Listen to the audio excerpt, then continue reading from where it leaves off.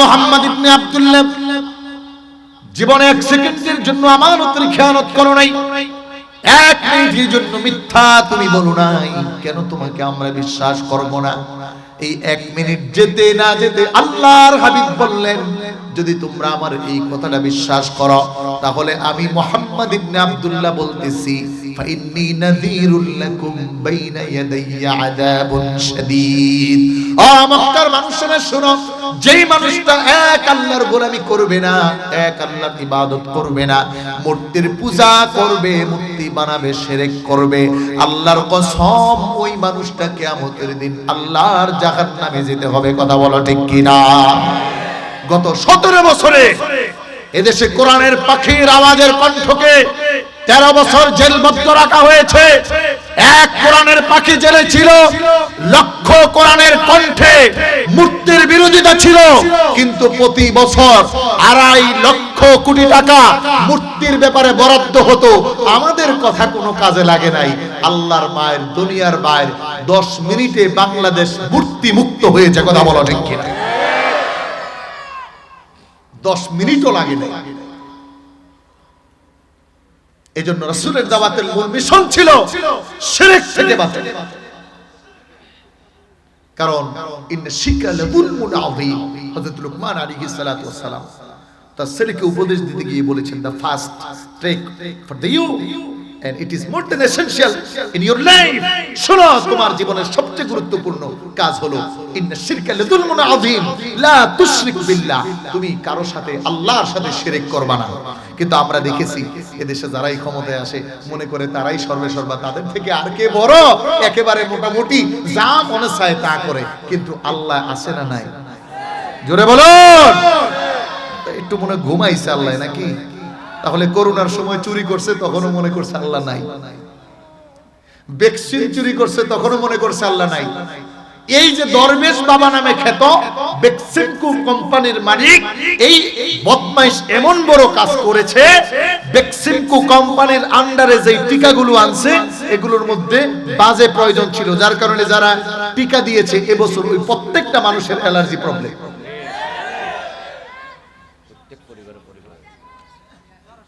Business বলে দিয়েছে একটু ঢুকাইয়ে দাও যেন আমার কোম্পানিটা ভালো চলে। কিন্তু মনে রাখতে হবে, সব কিছুর ঊর্ধ্বে একজন মনিটরিং করেন, তিনি কে? জোরে বলেন, তিনি কে?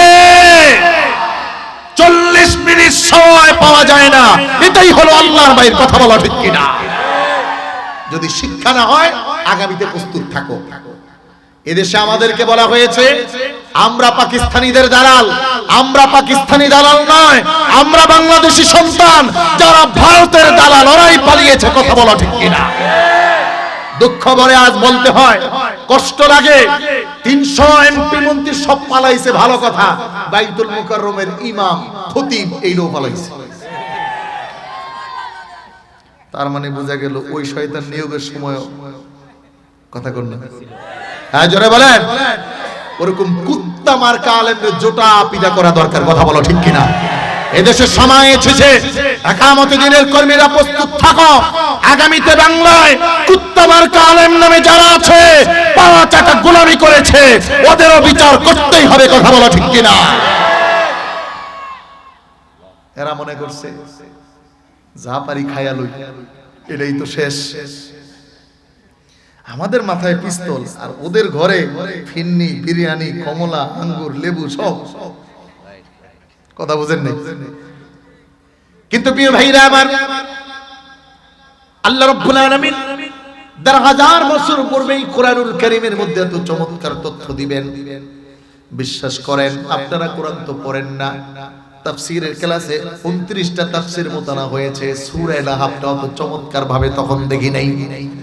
আল্লাহ রাব্বুল আলামিন এই অবৈধ জালেম সরকার যখন পতন হলো, সূরা তাফসীরটা খুলে দেখি আল্লাহ রাব্বুল আলামিন কিয়ামত পর্যন্ত শুধু এক জালেমের জন্য না, শুধু গত 17 বছরের এক জালেমের জন্য নয়, কিয়ামত পর্যন্ত যত জালেম আগমন করবে সকলের জন্য 111 দিয়া 111 নাম্বার সূরা পাঠিয়ে দিলেন।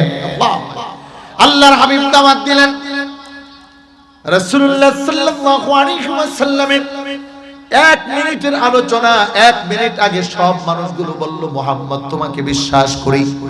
1 মিনিট পরে যখন কোরআনের দাওয়াত দিলেন, এক আল্লাহর দাওয়াত দিলেন, এই পৃথিবীতে আল্লাহর রাসূলের দ্বীনের দাওয়াতের প্রথম বিরোধিতা শুরু হয়ে যায়। ও দুনিয়ার মানুষ, ও একামতে দ্বীনের ভাইরা, কান খুলে শুনে রাখো, কষ্ট তো দ্বীনের জন্যই করতে হয়। এই জীবন একবার আসবে আবার চলে যাবে, একবার না একবার তো মরতেই হবে। শিয়ালের মতো 1000 বছর বেঁচে থাকার কোনো অর্থ নাই। কোরআনের পাখির মতো বাতিলের সামনে মাথা উঁচু করে বাঘের মতো একদিন বাঁচা অনেক ভালো। যদি বুঝো বুঝপাতা, তাহিরির কথা না বুঝলে তেজপাতা। প্রিয় ভাইরা আমার, কিন্তু চমৎকার বিষয় হলো যুবকরা ভালো করে শোনো, এই আল্লাহর রাসূলের দ্বীনের বিরোধিতা কারা শুরু করলো? একামতে দ্বীনের বিরোধিতা শুরু করলো, কোরআনের বিরোধিতা শুরু করলো রাসূলের আপন মানুষ, নবীজির আপন চাচা। শুধু চাচাই না, রাসূলুল্লাহর বিয়াই। সুবহানাল্লাহ। এজন্য আমরা দেখি গত 17 বছরে সব রাজাকার, কিন্তু বিয়াই হওয়ার কারণে রাজাকার না। ঠিক ঠিক কথা কোন না? আল্লাহু আকবার। বিয়ের সাথে সম্পর্ক ভালো, তাই তো, কিন্তু এমন বিয়াই চুরি করার সময় সবাই গেছে। আল্লাহ কো যাবার সময় বিয়াইরে তো লগে লয়ে গেল না, নিছে কোন নেতা কর্মী নিয়ে নিছে। এই এলাকায় আমার আওয়ামী লীগের ভাইরা আছেন, এরা নিরাপদ। প্রত্যেকটা ভাইয়ের কাছে বলছি, এদের উপর আর আঘাত করা যাবে না। এরা বুঝে নাই, এদেরকে বুঝাইয়া দেন যে আপনার নেতা হলো স্বার্থলোভী নেতা। কথা বলো ঠিক কিনা? আর এদেশে বন্যা কবলিত এলাকায় মানুষের পাশে যিনি দাঁড়িয়েছেন, উনি আমার নেতা। কথা বলো। বাংলাদেশ আমিরে জামাত 34-38 জেলায় কি পরিমাণ দৌড়িয়েছে মানুষের পাশে। 1800 ছাত্র শহীদ হয়েছে, 3600-এর উপর পঙ্গু হয়েছে, কেউ জানে নাই। একমাত্র দল হিসাবে আমিরে জামাত প্রত্যেকের খবর নিয়েছে। পয়গম্বর নূহ তার দাওয়াতকে পরিপূর্ণ করেছেন, পয়গম্বর ইব্রাহিম আলাইহিস সালাতু ওয়াস সালাম তার দাওয়াতকে পরিপূর্ণ করেছেন। আল্লাহ রাব্বুল আলামিন কোরআনুল কারীমের মধ্যে স্পষ্ট করে জানিয়ে দেন, শোনো, কুনতুম খায়রা উম্মাতিন উখরিজাত লিন-নাসি তা'মুরুনা বিল মা'রুফ ওয়া তানহাউনা 'আনিল মুনকার ওয়া তু'মিনুনা বিল্লাহ। আল্লাহ রাব্বুল আলামিন বলেন, যে উম্মতটাকে আমি রব্বুল আলামিন শ্রেষ্ঠ উম্মত, খায়র উম্মত হিসেবে বানিয়েছি। কিয়ামতের দিন ওই উম্মতগুলো নবীদের পক্ষে সাক্ষী দিবেন। পয়গম্বর মুসা ডাক দিয়ে বলেন, ও আমার মালিক আল্লাহ, আমাকে এই উম্মতগুলো আপনি দিয়ে দেন। আল্লাহ রাব্বুল আলামিন বলে, মুসা রে, আবেদন করেছো কিন্তু অ্যাকসেপ্টেড করার মতো কোনো অবস্থা নাই। কিতাব প্রমাণ করে পয়গম্বর মুসা তাওরাতের আরেকটু সামনে গিয়ে দেখেন, এমন একদল উম্মত আল্লাহ তাআলা পাঠাবেন, যেই উম্মতগুলোর আগে আল্লাহ রাব্বুল আলামিনের বানানো জান্নাতের মধ্যে কোন নবী রাসূলের উম্মতরা যাওয়ার সুযোগ হবে না। বলেন সুবহানাল্লাহ। জান্নাতে সর্বপ্রথম যেই উম্মতরা ঢুকবে সেটা হলো উম্মতি মুহাম্মদ সাল্লাল্লাহু আলাইহি ওয়াসাল্লাম। আবার প্রিয় ভাইরা আমার, বন্ধুরা, যুবক শ্রেণী ভাইরা আমার, কলিজার টুকরা মা বোনেরা আমার, কিতাব প্রমাণ করে পয়গম্বর মুসা আলাইহিস সালাতু ওয়াস সালাম মালিকের কাছে দরখাস্ত দিলেন, ও আমার রব আল্লাহ, এক এক করে 2টা উম্মতকে আমি চাইলাম, আপনি আমার জন্য করলেন না। ওগো মালিক, শেষ বেলায় এই উম্মতগুলো আমাকে দিয়ে দেন। আল্লাহ রাব্বুল আলামিন বলে, মুসা সম্ভব নয়, কারণ হুম উম্মতু মুহাম্মদ সাল্লাল্লাহু আলাইহি ওয়াসাল্লাম, এই উম্মতগুলো আমি আমার প্রিয় নবী, আখিরি জামানার পয়গম্বর বিশ্বনবী মুহাম্মদুর রাসূলুল্লাহর জন্য রেখেছি। কিতাব বলে, মুসা তখন ডাক দিয়ে বলে, আল্লাহ, তাহলে আপনি আমাকে ওই নবীর উম্মতের কাতারের মধ্যে অন্তর্ভুক্ত করে নিন। আবেদন করলেন, কিন্তু গ্রহণ হলো না। রিসিভ হলো না। একজন নবীর আবেদন আল্লাহ গ্রহণ করলেন। আর আপনি আমি এখানে কেউ আছেন যে আবেদন করছেন আল্লাহ আমাকে নবীর উম্মত বানায়েন? একজনও করি নাই। তাহলে এই তিনটি নিয়ামত দিয়েছেন কে? আওয়াজ করে জোরে সোরে বলতে হবেন, দিয়েছেন কে? আপনাদের অনেকের মুখ বন্ধ। আপনারা কি ঘুমাচ্ছেন? না হলে রাগ করছেন মনে হয় যে হুজুর ঢাকা থেকে আসছেন, আপনি চলে যান আবার, এরকম কিছু? তাহলে মারা গেছে? তাহলে কারা কারা ঘুমাচ্ছেন দুই হাত উঁচু করুন। মাশাআল্লাহ।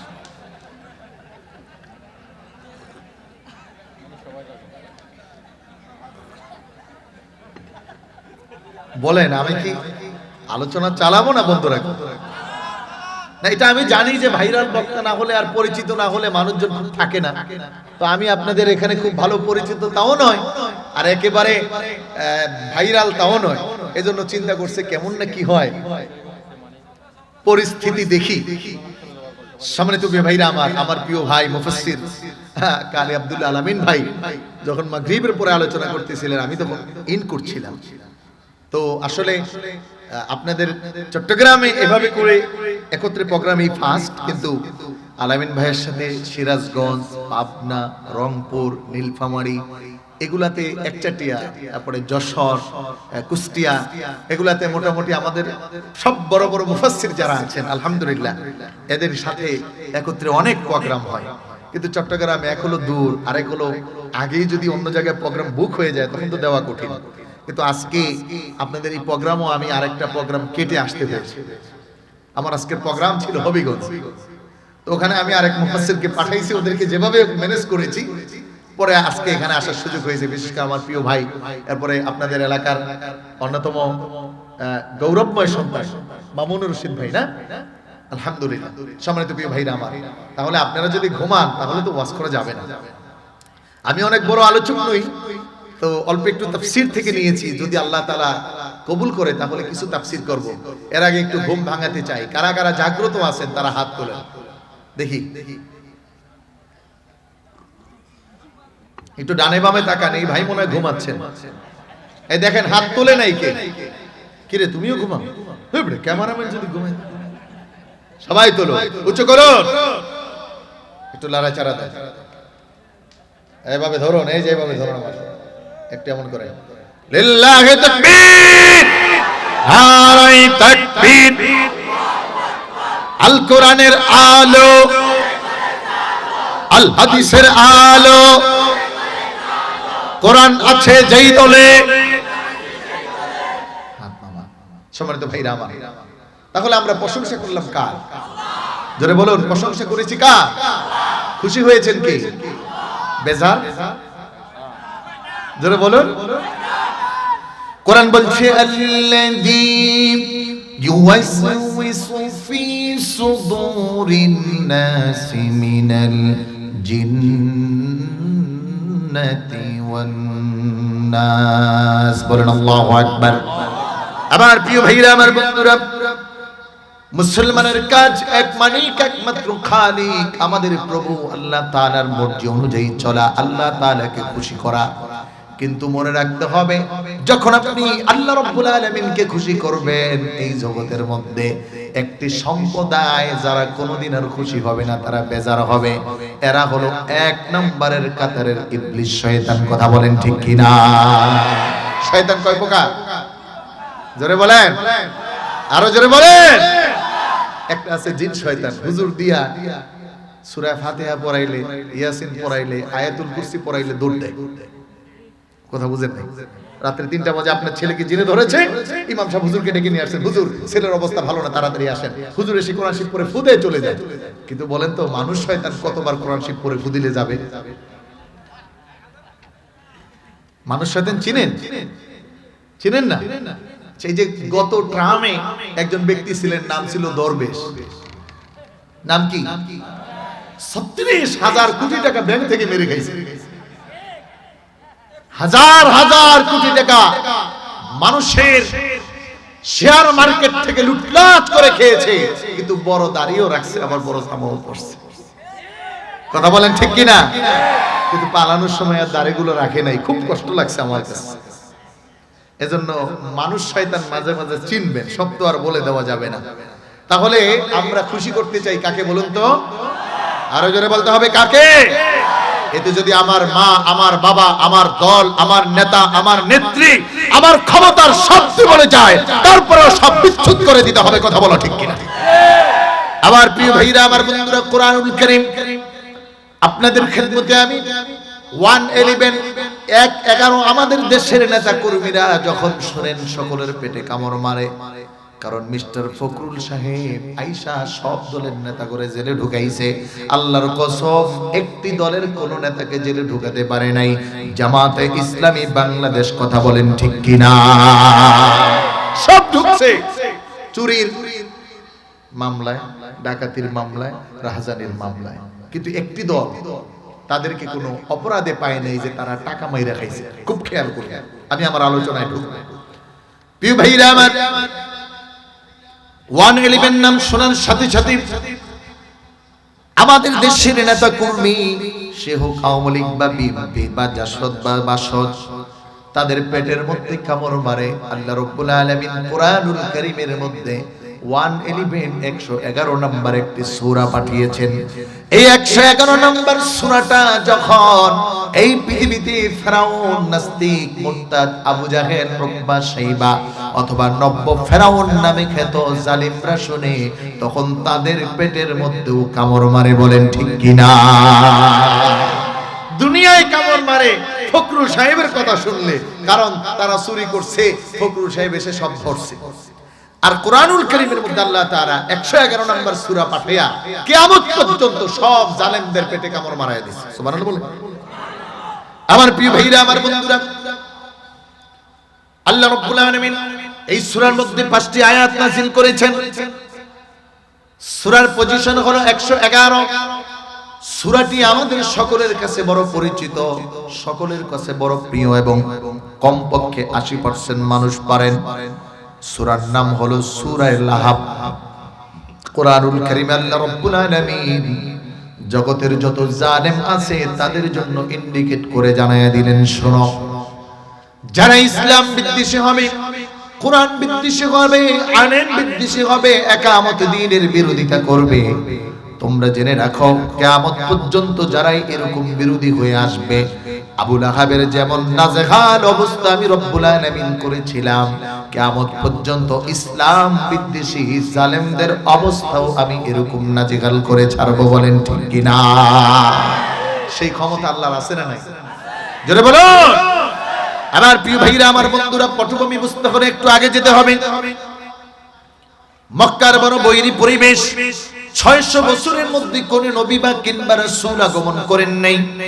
আল্লাহর হাবিব বিশ্ব নবী মুহাম্মদুর রাসূলুল্লাহর জন্ম হলো 15 বছরের সময় রাসূলুল্লাহ সমাজের পরিবর্তন চান, নেতার পরিবর্তন হবে, নেতার জনগণের অর্থ চুরি করে খাবে না, আবার নেত্রীর পরিবর্তন হবে, নেত্রী আর মানুষদেরকে ধোঁকায় ফেলে পালায়া যাবে না, আবার যুবকের চরিত্র পরিবর্তন হবে, ওই ছাত্রলীগের কর্মীর মতো 1000 দর্শন করবে না, আবার সমাজের মধ্যে একজন বিধবা নারীর ইজ্জতের হেফাজত হবে, একজন স্বাভাবিক এতিমের সম্পদগুলো বেঁচে যাবে।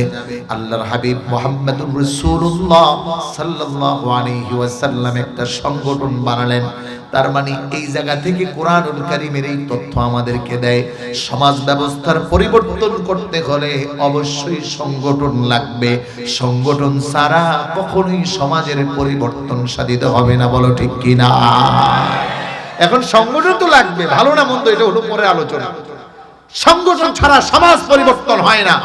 এজন্য একটা সংগঠনের একামত দ্বীনের কর্মী জীবন দিতে প্রস্তুত হয়, জেলে যায়, হামলা খায়, মামলা খায়, সব ছেড়ে দেয়, কিন্তু আল্লাহর কোরআন ছেড়ে দেয় না। কথা বলো ঠিক?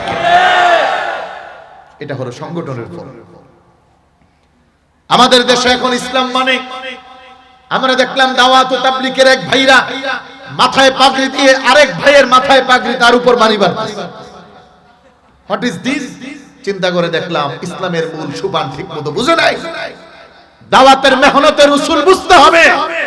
কেমন করে আরেকটা ভাইয়ের মাথায় পাগড়ি দিয়ে তার উপর মামলা করো অথবা আক্রমণ করো, বুঝতে হলো, বুঝা গেল সঠিক ধর্মের প্রচার হচ্ছে না। কথা বলো ঠিক কিনা? আমি কোন দলের বিরোধিতা করছি না, তবে আপনি থিওরি বুঝেন, কোরআনের থিওরি যদি বুঝে যান, আপনার সমাজ, আপনার রাষ্ট্র, আপনার ব্যক্তি সবকিছু পরিবর্তন হতে 100% গ্যারান্টি, এতে কোনো সন্দেহ নাই। কথা বলো ঠিক কিনা? এজন্য সমাধান চাও যদি জীবনে মরণে, ফিরে যাও খুঁজে নাও চোখ রাখো কোরআনে। কথা বলো ঠিক কিনা? সমাধান চাও যদি জীবনে মরণে, ফিরে যাও খুঁজে নাও চোখ রাখো কোরআনে। তবেই পাবে সুখ শান্তির ঠিকানা, তবেই পাবে সুখ শান্তির ঠিকানা, নাও যদি তুমি তাকে মনে প্রাণে। সমাধান সমাধান চাও যদি জীবনে মরণে, ফিরে যাও খুঁজে নাও চোখ রাখো কোরআনে। কথা বলেন, আমাদের সংবিধানের নাম কি? আওয়াজ করে বলতে হবে, সংবিধানের নাম কি?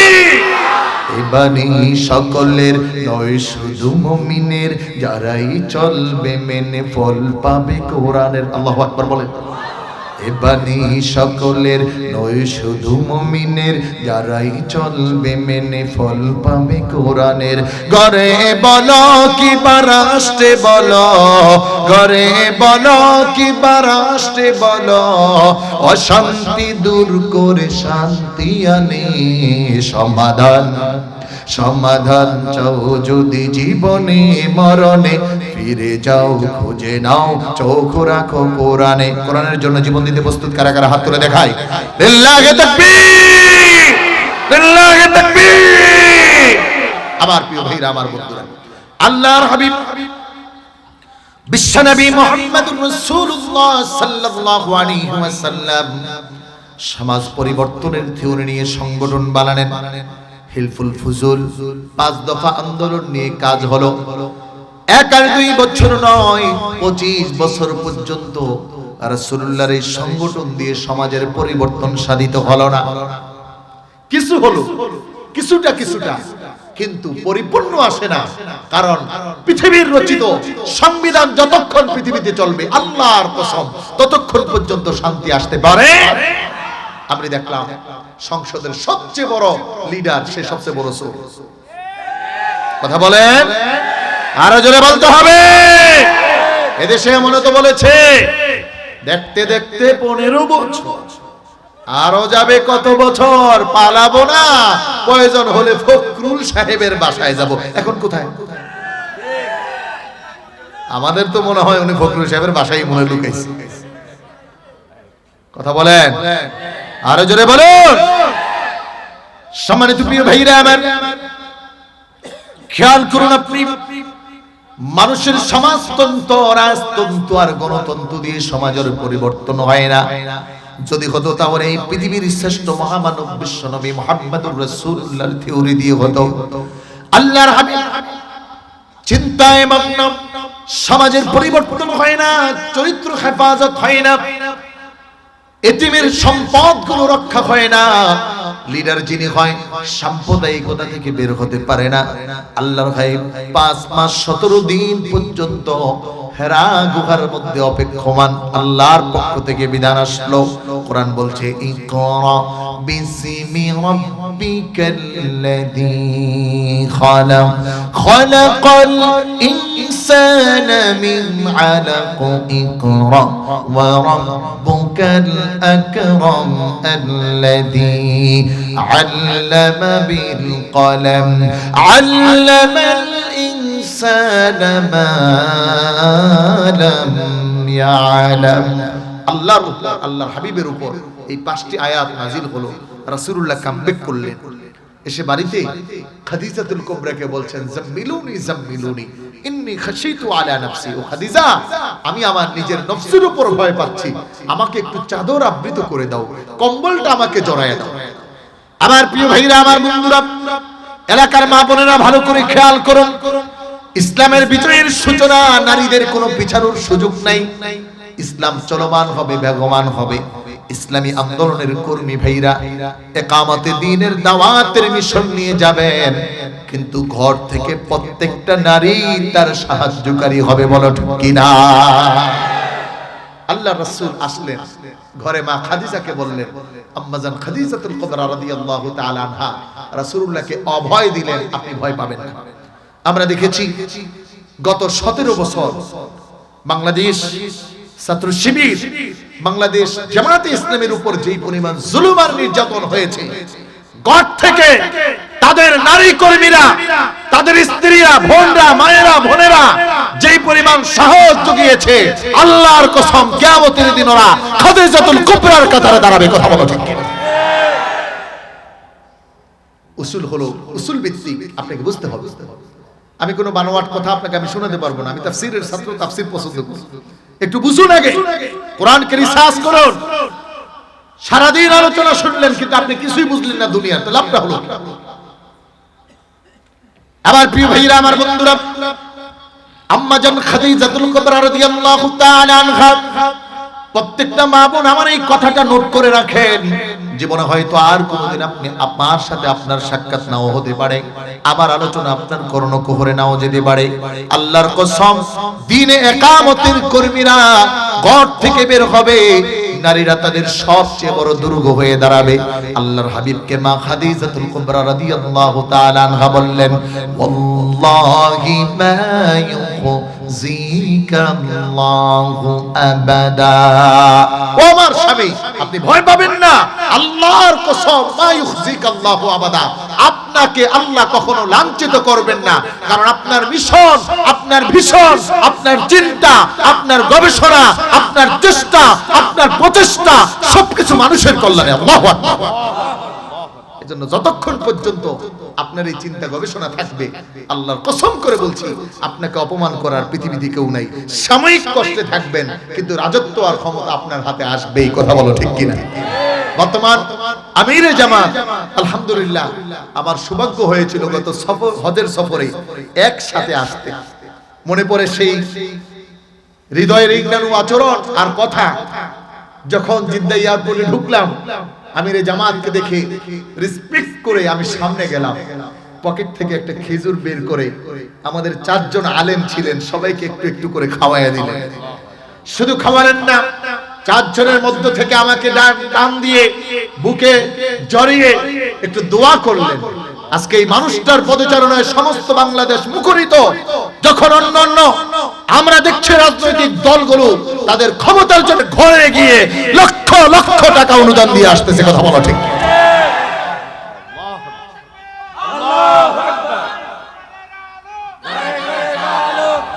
আমার ভাইরা, উসুল বুঝে আম্মা জান খাদিজাতুল কুবরা বুঝালেন, শোনো ও আমার প্রিয় স্বামী, ও আমার কলিজার টুকরা স্বামী, আপনি ভয় করবেন না।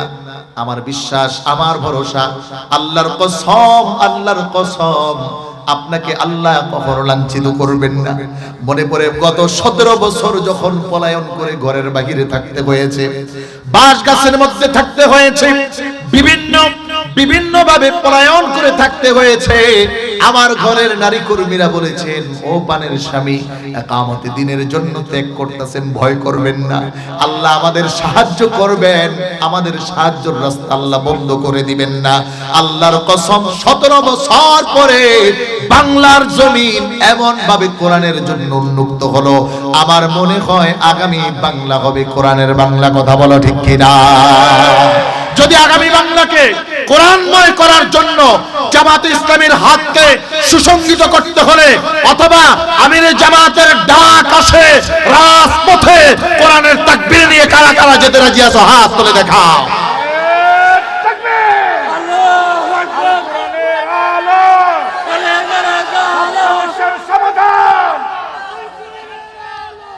আমার ভাইরা, মনে রাখবেন, এদেশে আর কোন চোর আমরা দেখতে চাই না। কথা বলা ঠিক কিনা? একে একে শেষ করেছি, সবার দেখা হইল শেষ, দেখতে দেখতে গোল্লায় গেল আমার সোনার বাংলাদেশ। কথা বলেন, স্বাধীনতার এই 56 বছরে আমরা শুধু জুলুম আর নির্যাতন পেয়েছি। আগামীতে এমন একটি স্বপ্নীল বাংলাদেশ চাই, যেই বাংলাদেশ কায়েম করবে আমিরে জামাতের হাত ধরে। কথা বলা ঠিক কিনা? আমার প্রিয় ভাইরা, আমার বন্ধুরা, মনে রাখতে হবে, সত্যের বিজয় দিবেন কে? জোরে বলেন। মক্কায় রাসূলুল্লাহকে থাকতে দেয় নাই, নবীকে মারার জন্য কত পায়তারা করেছে, করে নাই? আমি আমার আলোচনায় আসছি, আপনারা রাগ করতেছে? খারাপ লাগতেছে? আলোচনা চলবে না? স্টপ। আল্লাহ কবুল করুক। একটা জিকির করুন, লা ইলাহা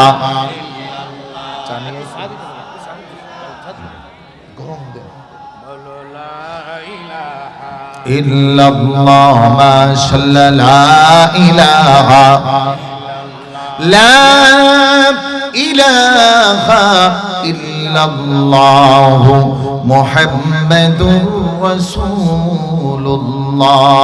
জবান খুলে পড়ুন সাল্লাল্লাহু আলাইহি ওয়াসাল্লাম। আমার ভাইরা, আমার বন্ধুরা, আম্মা জান খাদিজাতুল কুবরা রাদিয়াল্লাহু তাআলা আনহা রাসূলুল্লাহকে অভয় দিলেন, নবীকে আদর করলেন, আলিঙ্গন করলেন, চুমু খাইলেন। প্রত্যেকটা মায়ের কাছে আবেদন থাকবে, যদি সন্তানটা একামতে দিনের খাতার মধ্যে নাম লেখায়, ওই সন্তানটাকে প্রতিদিন সাজায়া দিবেন, ওই সন্তানটাকে সাহস দিবেন, বাবা তোমার দীপ্ত কণ্ঠের কোরআনের ধ্বনির আওয়াজে আমি পরকালে শান্তি চাই, কবরে মুক্তি চাই। আমার বিশ্বাস আপনিও শহীদ পরিবারের একটা মা হয়ে আল্লাহর জান্নাতের পাখি হয়ে ঘোরার সুযোগ হবে, বলো ঠিক কিনা? আম্মা জান খাদিজাতুল কুবরা অবাদ গ্রহণ করলো, সব ভুলে গিয়ে শাহাদাতের সোপান পালন করার জন্য প্রস্তুত হয়ে গেল। যেই মানুষটা কোরআনের কাছে আসে ওই মানুষটাই ভালো হয়ে যায়, যেই মানুষটা কোরআনের পাখির কণ্ঠ শুনেছে ওই মানুষটাই ভালো হয়ে গেছে। এমন কোন বাংলার জমিনে মানুষ নাই যেই মানুষটা কোরআনের পাখির কণ্ঠ শুনে পাগল হয় নাই, কথা বলো ঠিক কিনা? এই কোরআনের পাখিকে যারা ইনজেকশন দিয়ে মেরেছ, বাংলায় তোদের ফাঁসির কাস্ট এদেশের মুসলিম তাওহীদি জনতা অবশ্যই ঘটাবে, কথা বলা ঠিক কিনা?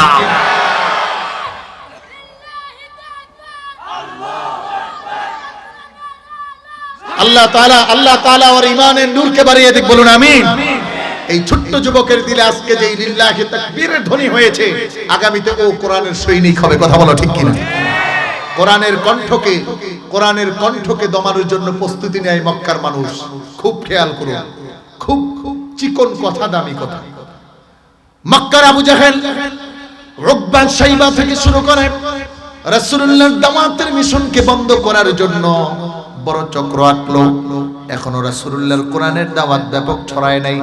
আম্মার ইবনে ইয়াসির তার পরিবার গ্রহণ করলেন। বিশ্বনবীর কানে শব্দ আসলো, খবর আসলো, ইয়া রাসূলুল্লাহ, ইয়া হাবিবাল্লাহ, আপনার আম্মার ইবনে ইয়াসিরের উপর বড় অত্যাচার হচ্ছে। হাদিসের কিতাব প্রমাণ করে মাররান নবী সাল্লাল্লাহু আলাইহি ওয়াসাল্লাম, আল্লাহর হাবিব বিশ্বনবী মুহাম্মদুর রাসূলুল্লাহ আম্মারের পরিবারের পাশ দিয়ে যাওয়ার সময় বললেন, ইয়া আহলে আম্মার ইসবির, ও আম্মারের পরিবার ধৈর্য ধারণ করো, আল্লাহর কসম চক্ষু বন্ধ হতে দেরি হবে, আল্লাহর জান্নাতে যেতে তোমাদের দেরি হবে না। কারণ কোরআন বলছে সূরা তাওবা 111 নম্বর আয়াত, ইন্নাল্লাহ আশতারা মিনাল মুমিনিনা আনফুসাহুম ওয়া আমওয়ালাহুম বিআন্না লাহুমুল জান্নাহ ইউকাতিলুনা ফি সাবিলিল্লাহি ফায়াকতুলুনা ওয়া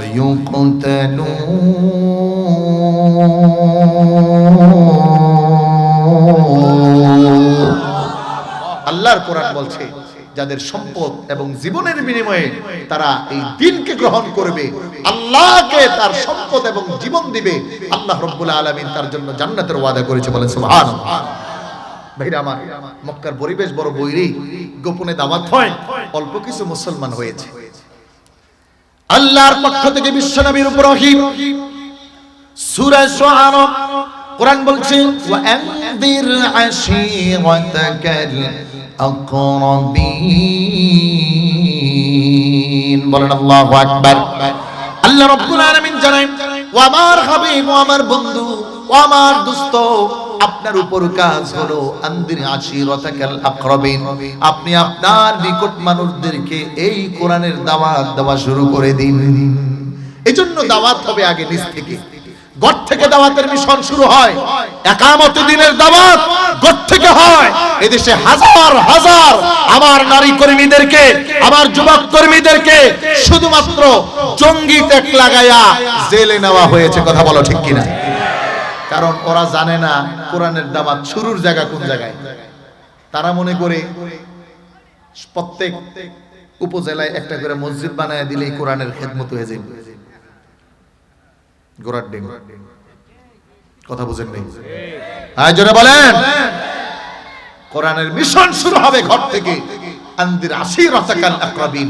আপনি খবর নিয়ে দেখেন প্রত্যেকটা ইকামতি দ্বীনের কর্মী আগে তার ছেলেকে দাওয়াত দেয়, আগে তার মেয়েকে দাওয়াত দেয়, আগে তার ওয়াইফকে দাওয়াত দেয়, আগে তার পরিবারকে দাওয়াত দেয়, এরপরে বাকিরে দাওয়াত ছড়ায় দেয়। আল্লাহু আকবার।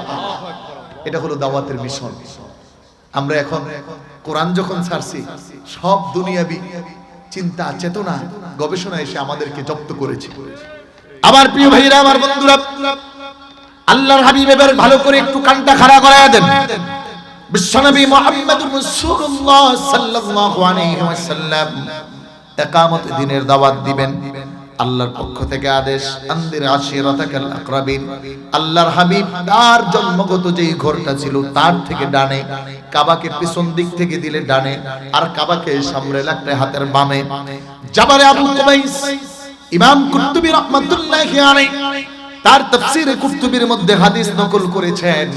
ইমাম ইবনে কাসির রাহমাতুল্লাহি আলাইহি তাফসীরের কিতাবের মধ্যে হাদিস নকল করেন। ইমাম ফখরুদ্দিন রাজি রাহমাতুল্লাহি আলাইহি তার কিতাবের মধ্যে হাদিস নকল করেন। আল্লাহর হাবিব পাহাড়ের উপর পাদদেশে দাঁড়িয়ে মক্কার মানুষদেরকে ডাক দিলেন, ইয়া সাব্বাহ ইয়া সাব্বাহ, ও মক্কার মানুষেরা একটু কাছে আসো। তাফসীরের মধ্যে লেখে এই শব্দটা তখন, আপনাদের খারাপ লাগতেছে? এই শব্দটা তখন মক্কায় ভীতির কারণ ছিল। সব মানুষ চলে আসছে, কি হলো? আব্দুল্লাহর ছেলে মুহাম্মদ সাল্লাল্লাহু আলাইহি ওয়াসাল্লাম নবীজি ডাক দেওয়ার পরে আসলেন। চমৎকার কথা হলো তারিখে দিমাস 80 খণ্ডের একটা আরবি কিতাব আছে, ওখানে পড়লাম রাসূলুল্লাহ সাল্লাল্লাহু আলাইহি ওয়াসাল্লামের ডাকে সাড়া দিয়ে সবাই আসছেন, যে আসতে পারেন নাই সে প্রতিনিধি পাঠাইছেন। সুবহানাল্লাহ বলেন। মানে মক্কার মানুষ নবী মুহাম্মদুর রাসূলুল্লাহকে কতটা বিশ্বাস করত, কতটা ভালোবাসতো, কতটা বাইরুটি দিত যে একজন মানুষ অ্যাবসেন্ট তার প্রতিনিধি পাঠিয়ে দিয়েছেন, যাও মুহাম্মদুর রাসূলুল্লাহ ডাক দিয়েছে। আল্লাহু আকবার বলবেন না? আমাদের এখন নেতার সারা জিন্দেগি ওর খালি সুরি আর সুরি, বলে আমার ভাই তোমার ভাই, এমুক ভাই তমুক ভাই, অমুক ভাইয়ের চরিত্র ফুলের মতো পবিত্র, নামাজ পড়ে না একক্ত, চুরি করে রাত্র দিন। কথা বলেন, জোরে বলেন। কিছু না করলেও ভোট করে, কথা বুঝেন? মানে কিছু চুরি না করলেও ভোট চুরি করে আর কি। আল্লাহ আমাদেরকে তৌফিক দেখ ভালো হওয়ার, বলেন আমিন। আল্লাহ আমাদেরকে বাঁচিয়ে দেখ, বলেন আমিন। খুব খেয়াল করেন, রাসূলুল্লাহ যখন ডাক দিলেন সব আসছে, মানুষগুলো চাতস পাখির মতো তাকিয়ে আছে। এবার আল্লাহর হাবিব বলতেছেন, আরাআইতুম ইন আখবারতুকুম আন্না আদুওয়ান, মক্কার মানুষেরা শুনো, আমি মুহাম্মদ ইবনে আব্দুল্লাহ যদি এই কথা বলি, আরাআইতুম ইন আখবারতুকুম, আমি নিজে রাসূলুল্লাহ দেখেছি এবং আমি তোমাদেরকে জানাইতেছি, আন্না আদুওয়ান, তোমাদের শত্রু এই পাহাড়ের পাদদেশে অবস্থান করছে, একটু পরেই তোমাদের উপর আক্রমণ করে মক্কার প্রত্যেকটা মানুষকে নিঃশেষ করে দিবে। আল্লাহর হাবিব এই কথা বললে তাদের থেকে জানলেন, ইনতু সাদ্দিকুনি, ও মক্কার মানুষেরা শুনো, ও মক্কার যুবকেরা, ও মক্কার নারীরা, ও মক্কার বৃদ্ধ বনিরে তারা শুনো রে, তোমরা কি আমার এই কথাটা বিশ্বাস করবা কিনা? আল্লাহর কসম, আল্লাহর কোরআন সাক্ষী, তাফসীরের কিতাবগুলো সাক্ষী, আল্লাহর হাবিবের ওই দিনের এই ডাকের উপরে মক্কার প্রত্যেকটা মানুষ বলেছিল, ক্বালু বালা, অবশ্যই তোমার কথা আমরা বিশ্বাস করব। হাদিসের কিতাবে আসছে, আল্লাহর হাবিব আবার প্রশ্ন করলেন, কেন আমার এই কথা বিশ্বাস করবা? তোমরা তো দেখো নাই। মক্কার মানুষ বলে এগ্রেসিভ ছিল, শত্রুর কথা শুনলে আর বসে থাকতো না। রাসূলুল্লাহ প্রশ্ন করলেন, আমাকে কেন বিশ্বাস করবা? মক্কার মানুষগুলো বলল, ও মুহাম্মদ ইবনে আব্দুল্লাহ, একদিন আর দুই দিন নয়, একাধারে 40 বছর তুমি আমাদের সামনে বড় হয়েছো। এই 40 বছরে তুমি মুহাম্মদ ইবনে আব্দুল্লাহ এক সেকেন্ডের জন্য মিথ্যা বলো নাই। একটু জবানটা উঁচু করে আওয়াজ করে বলেন আল্লাহু আকবার। আমার প্রিয় ভাইরা, আমার বন্ধুরা, মানুষগুলো বলল, ও মুহাম্মদ, তোমার আমানতের খেয়ানত আমরা দেখি নাই, কোন মানুষের সাথে তুমি ঝগড়া করো নাই। এমন নেতার চরিত্র যেই মানুষগুলো গ্রহণ করে একমাত্র একটি দল বাংলাদেশে, তারা হলো একামতে দিনের কর্মী। কথা বলা ঠিক কিনা? ছোটদের দেখে তিনি মিষ্টি হেসে সালাম দিতেন আগে ভালোবেসে, চোখ দুটো ছিল তার শান্তির নীর, পরের ব্যথাতে যিনি সদায় অধীর। গল্প বলি শোনো প্রিয় নবীজির, শ্রেষ্ঠ মানুষ যিনি এই ধরনের। কথা বলো ঠিক কিনা? গল্প বলি শোনো প্রিয় নবীজির, শ্রেষ্ঠ মানুষ যিনি এই ধরনের। সবাই একটু বলেন, গল্প বলি শোনো প্রিয় নবীজির, শ্রেষ্ঠ মানুষ যিনি এই ধরনের। যাদের ছিল না কোনো সহায় সজল, তাদের ছিলেন তিনি বড় আপন। আল্লাহু আকবার। এদেশের নেতা হয় অত্যাচারী এমন ভাবে করে, যখন শুনে কোন এতিমের অভিভাবক নাই, ওই জায়গা দখল করে। কথা বলে, বিধবাদের নামের উপর ভাতা আসে, এদেশের চেয়ারম্যান, এমপি, মন্ত্রীরা ওই ভাতা খাইয়া নিজের ঘর বানায়। বাস্তবতা আছে না নাই? একটু বলুন। যাদের ছিল না কোনো সহায় সজল, তাদের ছিলেন তিনি বড় আপন। হৃদয়টা ছিল তার অথল গভীর। আল্লাহু আকবার। হৃদয়টা ছিল তার অটল গভীর, পরের ব্যথাতে যিনি সদায় অতীত। বল, গল্প বলি শোনো প্রিয় নবীজির, শ্রেষ্ঠ মানুষ যিনি এই ধরনের। গল্প বলি শোনো প্রিয় নবীজির, শ্রেষ্ঠ মানুষ যিনি এই ধরনের। এই লিডারটা মানা যাবে নি? আল্লাহ রাসূলকে নেতা মানা যাবে নি? একটু জোরে বলেন। তাহলে আমাদের নেতা কে? মুহাম্মাদুর, জোরে বলতে হবে, আমাদের লিডার কে? মুহাম্মাদুর রাসূলুল্লাহ সাল্লাল্লাহু আলাইহি ওয়াসাল্লাম। সব নেতাকে মাইনাস করে দাও, জীবন আদর্শ মুহাম্মাদুর রাসূলুল্লাহকে রাখো as a leader, as a father, as a co maker, as a no maker. সব ক্ষেত্রে আল্লাহর হাবিবের জীবনে যদি তুমি রচনা করতে পারো, আল্লাহর কসম, তোমার জীবনে তুমি কোনোদিন বিফলে যাবে না, সফলতার তোমার কাছে আসতে বাধ্য বাধ্য বাধ্য। কথা বলো ঠিক কিনা? মক্কার মানুষগুলো স্বীকৃতি দিল, মনে আছে কথা? মুহাম্মদ ইবনে আব্দুল্লাহ জীবনে এক সেকেন্ডের জন্য আমানতের খেয়ানত করো নাই, এক মিনিটের জন্য মিথ্যা তুমি বলো নাই। কেন তোমাকে আমরা বিশ্বাস করব না? এই এক মিনিট যেতে না যেতে আল্লাহর হাবিব বললেন, যদি তোমরা আমার এই কথাটা বিশ্বাস করো, তাহলে আমি মুহাম্মদ ইবনে আব্দুল্লাহ বলতেছি, ফাইন্নী নাযীরুল লাকুম বাইনা ইয়াদাইয়া আযাবুন শাদীদ। মক্কার মানুষেরা শোনো, যেই মানুষটা এক আল্লাহর গোলামি করবে না, এক আল্লাহর ইবাদত করবে না, মূর্তির পূজা করবে, মূর্তি বানাবে, শিরক করবে, আল্লাহর কসম, ওই মানুষটা কিয়ামতের দিন আল্লাহর জাহান্নামে যেতে হবে। কথা বলো ঠিক কিনা? গত 17 বছরে এদেশে কোরআনের পাখির আওয়াজের কণ্ঠকে 13 বছর জেলবদ্ধ রাখা হয়েছে। এক কোরআনের পাখি জেলে ছিল, লক্ষ কোরআনের কণ্ঠে মূর্তির বিরোধিতা ছিল, কিন্তু প্রতি বছর 2.5 লক্ষ কোটি টাকা মূর্তির ব্যাপারে বরাদ্দ হতো। আমাদের কথা কোনো কাজে লাগে নাই। আল্লাহর মায়ের, দুনিয়ার মায়ের, 10 মিনিটে বাংলাদেশ মূর্তি মুক্ত হয়েছে। কথা বলো ঠিক কিনা? 10 মিনিটও লাগে নাই। এজন্য রাসূলের দাওয়াতের মূল মিশন ছিল শিরক থেকে বাঁচা। কারণ ইন্না শিরকা লাযুলমুন আযীম। হযরত লুকমান আলাইহিস সালাতু ওয়াস সালাম তার ছেলেকে উপদেশ দিতে গিয়ে বলেছেন, the fast track for the you and it is more than essential in your life. শোনো, তোমার জীবনের সবচেয়ে গুরুত্বপূর্ণ কাজ হলো ইন্না শিরকা লাযুলমুন আযীম লা তুশরিক বিল্লাহ, তুমি কারো সাথে আল্লাহর সাথে শিরক করবা না। কিন্তু আমরা দেখেছি এদেশে যারাই ক্ষমতায় আসে মনে করে তারাই সর্বেসর্বা, তাদের থেকে আর কে বড়, একেবারে মোটামুটি যা মনে চায় তা করে। কিন্তু আল্লাহ আছে না নাই? জোরে বলুন। একটু মনে ঘুমাইছে আল্লাহ নাকি? তাহলে করোনার সময় চুরি করছে তখনও মনে করছে আল্লাহ নাই, ভ্যাকসিন চুরি করছে তখনও মনে করছে আল্লাহ নাই।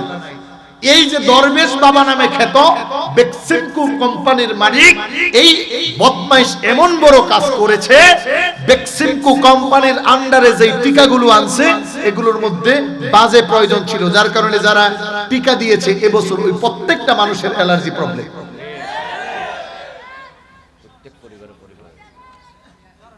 বিজনেস বলে দিয়েছে একটু ঢুকাইয়ে দাও যেন আমার কোম্পানিটা ভালো চলে। কিন্তু মনে রাখতে হবে সব কিছুর ঊর্ধ্বে একজন মনিটরিং করেন, তিনি কে? জোরে বলেন, তিনি কে?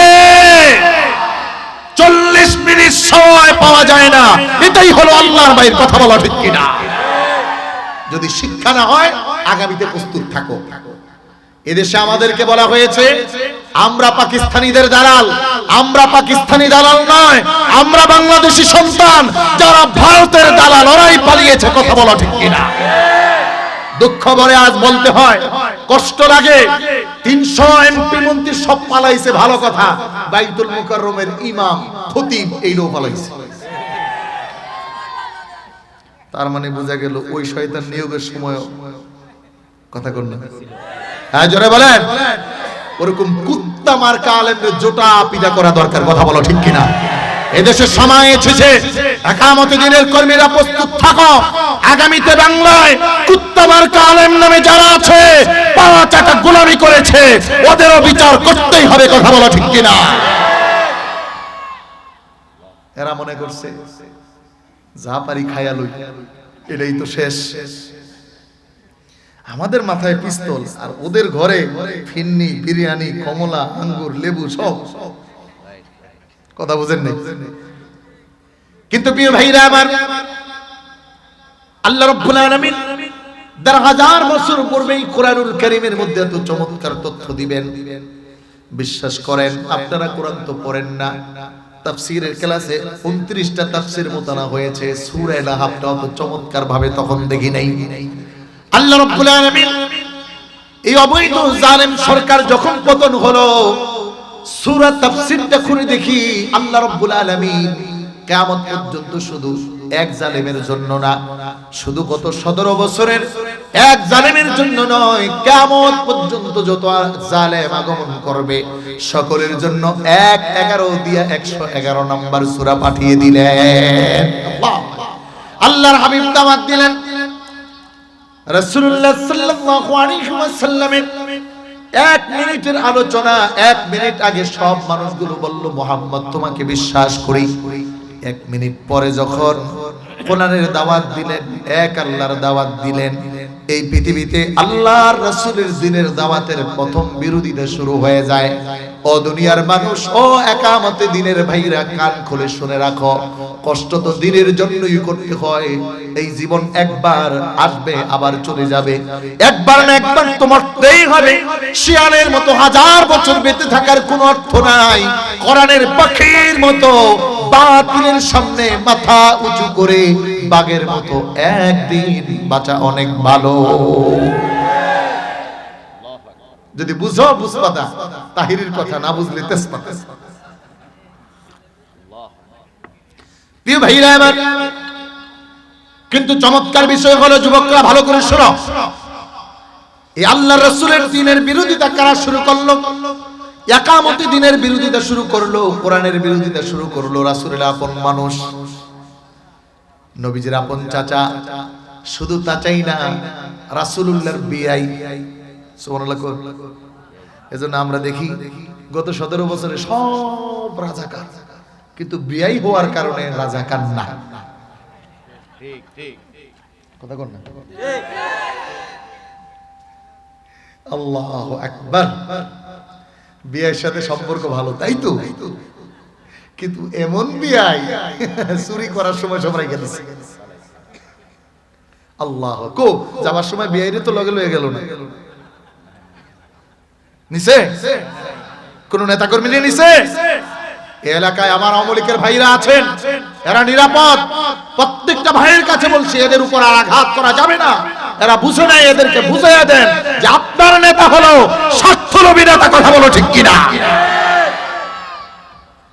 আর এদেশে বন্যা কবলিত এলাকায় মানুষের পাশে যিনি দাঁড়িয়েছেন উনি আমার নেতা। কথা বলো। বাংলাদেশ আমিরে জামাত 34-38 জেলায় কি পরিমাণ দৌড়িয়েছে মানুষের পাশে। 1800 ছাত্র শহীদ হয়েছে, 3600-এর উপর পঙ্গু হয়েছে, কেউ যায় নাই। একমাত্র দল হিসাবে আমিরে জামাত প্রত্যেকের খবর নিয়েছে। কাকে কি বলো তোমরা? আমাদেরকে বলো রাজাকার। এদেশে ইসলাম এবং মানুষের কল্যাণে সবচেয়ে বড় ভূমিকা যারা পালন করে একামত দ্বীনের কর্মীরা, নিজেরটা খায় আরেক ভাইকে দ্বীনের দাওয়াত দেয়। কথা বলো ঠিক কিনা? আমার ভাইরা, বিয়ের সাথে মানুষের সম্পর্ক ভালো না খারাপ? শুনেন, আমি বাংলা ভাষার উপর কেমন আবার রাসূলের 2 কন্যা যার ঘরে বিয়ে দেওয়া স্বাভাবিকভাবে প্রিয় ভাইরা আমার, একটা বাবা তার 2টা কন্যা সন্তান একই ঘরে তখন বিয়ে দেয়। যখন প্রথম বড় সন্তানটা বিয়ে দেওয়ার পরে বড় মেয়েটা এসে বলে, বাবা গো, আমার শাশুড়ি অনেক ভালো, আমার শ্বশুর অনেক ভালো, আমার জামাইটা অনেক ভালো, আপনি আমার ছোট বোনটাই করে দিতে পারেন।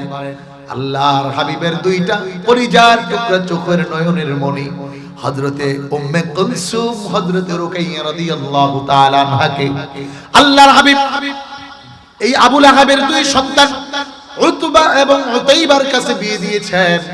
40 বছরে কোনোদিন সম্পর্ক খারাপ হয় নাই। আপন চাচা, মোহাব্বত ভালো, ভালোবাসাও ভালো। কিন্তু যখন দ্বীনের দাওয়াত দিলেন, সর্বপ্রথম এই চাচা আর এই বিয়াই রাসূলের বিরোধিতা করলেন। কিন্তু বিষয় হলো, কিয়ামত পর্যন্ত জালিমরা শুনে রাখো, দিলের কান, মনের কান সব দিয়ে ভালো করে শুনুন ভাইরা আমার। এলাকায় যারা যেখানে আমার আজকের কথাগুলো শুনছেন, একটু ভালো করে বুঝে নেন। আল্লাহ রাব্বুল আলামিন কিয়ামত পর্যন্ত জানালেন, কোরআনের বিরোধিতাকারী নবীর আপন চাচা হোক অথবা অন্য যে হোক, কিয়ামত পর্যন্ত যখন বিরোধী হয়ে দাঁড়াবে, আল্লাহ রাব্বুল আলামিনের পক্ষ থেকে ওই মানুষটার জন্য ধ্বংস অবশ্যই অবশ্যই আসবেই। কথা বলো ঠিক কিনা? আসবেই। প্রশ্ন আসতে পারে, হুজুর আল্লাহ তাড়াতাড়ি পাঠায় না কেন? কোরআন খুলুন, আল্লাহ রাব্বুল আলামিন কোরআনুল কারীমের মধ্যে তথ্য দিয়েছেন, আমি তাড়াতাড়ি না পাঠানোর একটা কারণ আছে। আপনাদের এলাকায় চুরি হয় না? চুরি হলে এলাকায় সালিশি হয়, হয় কি না? একবার চুরি করলে সালিশের মধ্যে চোরের বিচারটা খুব করা হয় না, একটু শিথিল হয়, একটু শিথিল হয়। প্রথমবার তো বলে আর চুরি করবো না, ছেড়ে দেন, ছেড়ে দেয়। আবার চুরি করে আবার বিচার হয়, আবার বলে আর করবো না, ছেড়ে দেন, ছেড়ে দেয়। আবার চুরি করে আবার বিচার হয়, বলে ছেড়ে দেন, ছেড়ে দেয়। কিন্তু সালিশি পরে পরামর্শ নিছে, এরপরে যদি চুরি করে আপাতত কিছু বলবো না, দেখবো ও কোন পর্যন্ত যায়। চুরি করছে, ডাকাতি করছে, রাহাজানি করছে, সব করছে। 5 বছর পরে গ্রামের সব মানুষ বসছে, ওরে ডাকা হয়, ও গ্রামে থাকবে, না হলে ভালো হবে। কথা বলেন ঠিক কিনা? এই 5 বছর পরে যে চুরির বিচার হবে, এটা কি আগের মতো মাপ হবে না সাইজ হবে? জোরে বলো। আল্লাহ রাব্বুল আলামিন সূরা বনী ইসরাঈলে তথ্য দিতেছে, তোমরা তো খালি তাড়াতাড়ি চাও, আমি তাড়াতাড়ি করি না। কারণ আমি যেটাকে ধরি, ইন্না রাব্বিকা লাশাদীদ, ওকে শক্ত করে ধরি। আর আমি যারে মাইনাস করতে চাই, তারে তো 40 মিনিট সময় দিব না। তাহলে একটু পাপটা ভালো করে করাই দেব না? وَإِذَا أَرَدْنَا أَن نُهْلِكَ قَرْيَةً أَمَرْنَا مُتْرَفِيهَا فَفَسَقُوا فِيهَا فَحَقَّ عَلَيْهَا الْقَوْلُ فَدَمَّرْنَاهَا تَدْمِيرًا। বলে পাপাচার করাইতে করাইতে করাইতে বড় জালেম বানায়, ফেরাউনের মতো সুবাইয়া মারি, আর বাশার আসাদের মতো পলানু দেই, আর বাংলাদেশের গত আওয়ামী লীগের প্রধানমন্ত্রীর মতো 40 মিনিটে দেশ ছাড়ায়। এখন এই ওয়াজ কি খালি আওয়ামী লীগের লিগে? যত ইসলাম বিদ্বেষী সামনে আসবে খেয়াল রাখেন, কান খুলে শুনেন। আমার প্রিয় ভাইরা, খারাপ লাগতেছে আপনাদের? 12টা বেজে যাচ্ছে, এরপরে যাওয়া যাবে না। আমি আবার ঢাকা যেতে হবে, কালকে আমার সিলেটে প্রোগ্রাম। আজকে আসছি সেই সিরাজগঞ্জ যমুনার পাড় থেকে, ঘুমাইতে পারি নাই, ভাবছি কি আইসা ঘুমাবো। আপনাদের এখানে আমি চট্টগ্রাম এরিয়াতে ঢুকে গেছি প্রায় 3.5 ঘন্টায়, কিন্তু বাকি রাস্তা আসতে প্রত্যেক স্টেশনেই যে সন্ধ্যার সময় হয়ে গেছে। আল্লাহ তাআলা সহজ করুক, বলুন আমিন। আমার প্রিয় ভাইরা, আমার বন্ধুরা, রাসূলের ইকামতে দ্বীনের দাওয়াতের বিরোধিতা করলে আবু লাহাব সর্বপ্রথম বললেন তাব্বাল্লাকা ইয়া মুহাম্মদ।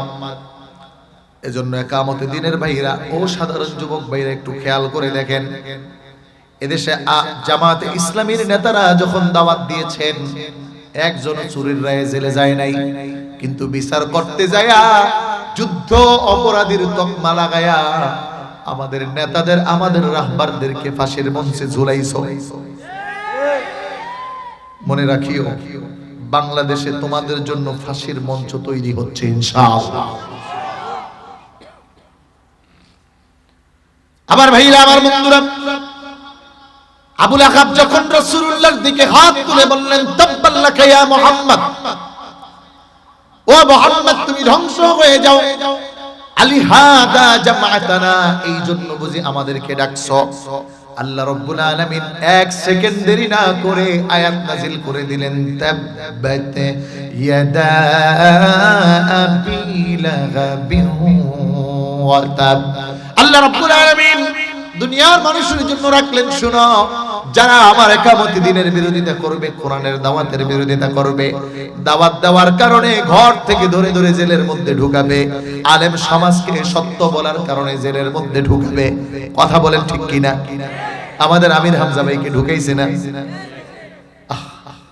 এদেশে কওমি আলিয়া সর্বদলের আলেমদেরকে জেলে ঢুকায়া কোরআনের কণ্ঠকে বন্ধ রাখতে চেয়েছে, কিন্তু আল্লাহর কোরআনের কণ্ঠ 1 সেকেন্ডের জন্য বন্ধ হয় নাই। কথা বলো ঠিক কিনা? আবু লাহাব যেমন বিরোধিতা করার কারণে আল্লাহ বললেন তাব্বাত ইয়াদা আবি লাহাবিম ওয়া তাব। ও আবু লাহাব, যেই হাত দিয়ে আমার রাসূলকে ইশারা করেছো ধ্বংস হওয়ার জন্য, তোমার ওই হাত ধ্বংস হোক। এরপর আল্লাহ বললেন ওয়া তাব, এবং তুমি নিজেও ধ্বংস হও। তার মানে কোরআন প্রমাণ করছে যতদিন পর্যন্ত কোরআনের বিরোধিতাকারী আসবে, তারা পৃথিবীর কেউ তাদের বিরোধী হোক আর না হোক, আল্লাহর পক্ষ থেকে তাদের জন্য ধ্বংস অনিবার্য, লিপিবদ্ধ হয়েই যায়। কথা বলো ঠিক কিনা? প্রমাণিত হইতে সময় লাগে, কারণ ওই যে আল্লাহ বলছে আমি সহজে কম বিচার করি না, আমি তো ঘাড় ধরবো, এই জন্য ওরে ভালো কইরা পাপাচার করাই। দেখেন, বিগত সরকার ব্যবস্থাপনায় যারা ছিলেন, তারা এর আগের পিরিয়ডের বিএনপির সভানেত্রী তথা প্রধানমন্ত্রী যিনি আগে ছিলেন খালেদা জিয়া, তার ছোট একটা মামলায় তাকে জেলখানায় ভরে রাখে। এখন আমাদের বর্তমানে কিছু কিছু প্রকাশ পাওয়া শুরু করছে 17 বছরের চুরির লিস্টি। এই চুরির লিস্টি যেন 2 জন আমাদের ছাত্র সমাজের পক্ষ থেকে যারা বর্তমান সরকার ব্যবস্থাপনায় গেলেন, আসিফ এবং নাহিদ সাহেব, ওরা 2 জনের লিস্টি তালিকা, কত টাকা কত জায়গায় গ্যাপিং হয়েছে, কত কোটি টাকার দুর্নীতি হয়েছে, এই তথ্য ডাটাবেস প্রস্তুত করতে নিলেন এই জালেম শাসকের দোষকেরা। এখনো ঘাপটি মেরে বসে গত কয়েকদিন আগে সচিবালয়ের 2 প্রান্তে আগুন ধরায়া দিলেন। কথা বলেন ঠিক কিনা? তার মানে ইকামতে দ্বীনের ভাইদের ঘুমানোর সময় নাই, প্রস্তুত থাকতে হবে। ছাত্র জনতা প্রস্তুত থাকতে হবে। মুনাফিক মার্কা যারা এখনো ওই জালেম শাসকের দোষর আছে, ওদেরকে খুঁজে বের করে জাতির সামনে ফাঁসির মঞ্চে ঝোলাতেই হবে। কথা বলা ঠিক কিনা? সচিবালয়ের মতো একটা জায়গায় কেমন করে আগুন ধরে বলেন? ওখানে কোনো আইডি কার্ড ছাড়া কেউ এলাও না। 600 পুলিশ অলওয়েজ টাইম নিরাপত্তার জন্য প্রহরী হিসাবে দাঁড়িয়ে আছে। কিন্তু এরা তাদের কুকর্ম পোড়াইয়া দিছে। সবও যদি পোড়াইয়া দেয়, জনগণ দুই চোখে যা দেখছে ওইটা কি আর পুরাইতে পারবে? জোরে বলেন। সর্বশেষ জনগণ দেখছে ঢাকার আমার মিরপুরের মেট্রো রেলের সেখানে যায়া দুই চোখ দিয়া পানি ফালাইয়া কইছে 300 কোটি টাকা লাগিয়ে যাবে। মানে সর্বশেষ চুরিটা এই জায়গায় ও করার নিয়ত করছে। আমরা দেখলাম সেখানে মাত্র 50 লক্ষ টাকায় সব প্রস্তুত হয়ে গেল। কথা বলেন। এদেশে পদ্মা সেতুর টাকা দিয়ে যেখানে ইন্ডিয়া 9টা সেতু বানাইতে পারে, সেখানে আমার একটা সেতুই হয় না, আবার হওয়ার পরে সেই সেতুর নাট খুইলা যায়। এজন্য সব পুরাইয়া দিবে, কিন্তু আমাদের চোখ পোড়ানোর সুযোগ, মানুষের মেধা পুরানোর সুযোগ। এজন্য বিচার জালেমদের জমিনে হবেই। কথা বলো ঠিক কিনা? আরো যারা বলেন ঠিক কিনা? এই জালেমদের বিরুদ্ধে সোচ্চার হতে হবে। কথা বলো ঠিক কিনা? বলে আইসা পড়বে, আসেন বিচার করতে সুবিধা। সম্মানিত ভাইরা, কোরআন তথ্য দেয়, বলে কোরআনের দাওয়াতের বিরোধিতা যখন হাত দিয়ে করছে আবু লাহাব, তো আল্লাহ হাতের কথা বলছে। এবার যে যেভাবে করবে, যারা লেখনী দিয়ে করছে, এদেশের বুদ্ধিজীবী নামের বুদ্ধি প্রতিবন্ধী আছে না নাই? জোরে বলতে হবে, আছে না নাই? 17 বছর ওরা কোনো কথা বলে নাই, এখনো তারা কোনো কথা বলছে না। বুঝা গেল এগুলো গু খায়া সোজা হয়ে গেছে। আল্লাহ বলতেছেন, যে যেভাবে করবা তার প্রতি উত্তর সেভাবে আসবে। যারা রাজনৈতিক অঙ্গন থেকে করেছে, আল্লাহ তাআলা তাদেরকে রাজনৈতিক ভাবে এমন অধপতন দেখাইছে যে আর করবি কোরআনের বিরোধিতা, পলা বাংলাদেশ থেকে। যারা লেখনীর মাধ্যমে করেছে, কই জাফর ইকবাল, এখন তো দেখি না। যারা শাহবাগে আন্দোলন করেছে, কোথায় ইমরানের সরকার? মুনাফিকদের দালাল, নাস্তিকদের দালাল, এখন তো আর দেখি না। কোরআন প্রমাণ দিচ্ছে, কোরআনের বিরোধিতা যে যেভাবে করবে, আল্লাহর পক্ষ থেকে তার কাছে লানত সেভাবে আসবে। শুধু আসবেই না, আল্লাহ বলছেন ওয়াত্তাব, ও সম্পূর্ণ সমূলে ধ্বংস হবে, এতে কোনো সন্দেহ। কথা আমার না আল্লাহ? জোরে বলুন। যারা বুঝেন নাই, সূরা লাহাব খুলবেন, 111 নম্বর সূরা, বাংলা একটা কোরআন শরীফ নিয়ে পড়বেন, আর তাফসীর বাংলা আছে, একটু পড়বেন আল্লাহ কি কি বলছে। আমি আমার কথা বলিনি, কোরআনের কথা বলেছি। আল্লাহ রাব্বুল আলামিন আমাদের দেশে ঘটবেন, ওই যে সিরিয়ায় ঘটবেন, এগুলো 1000 বছর পূর্বে এই কোরআনে লিপিবদ্ধ করে দিয়েছে। এজন্য ইকামতে দ্বীনের কাজ হলো, আগে কোরআন পড়ো, প্রতিদিন 1 পৃষ্ঠা করে কোরআন পড়ো, প্রতিদিন 1 লাইন করে অন্তত তাফসীর পড়ো। সুবহানাল্লাহ। এজন্য আগামীতে শপথ নিতে হবে। রাজি আছেন? সত্যের পক্ষে, কোরআনের পক্ষে কারা কারা একটু দেখি তো, একটু হাত তুলুন। আল্লাহ আমাদের কবুল করুক, বলুন আমিন। একটু জিকির করুন, লা ইলাহা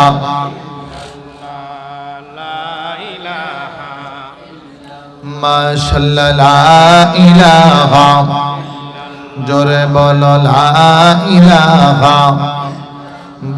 বহু দূরে মদিনা, বলো কেমনে যাব জানি না। মদিনা যাইতে মন চায়নি? চায় চায় চায়। একটু বলেন আল্লাহ। আওয়াজ হয়নি, আরো জোরে বলেন আল্লাহ। আমাদেরকে মক্কা মদিনার মুসাফির না বানিয়ে কবরে নিয়েন না, বলুন আমিন। বহু দূরে মদিনা, বলো কেমনে যাব জানি না।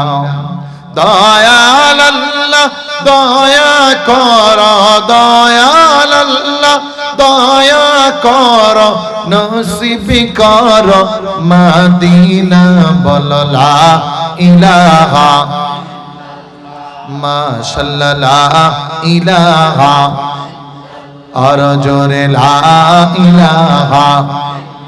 ভাই খাদিজা পাগল হইল, হে নবীর প্রেমে মজিল।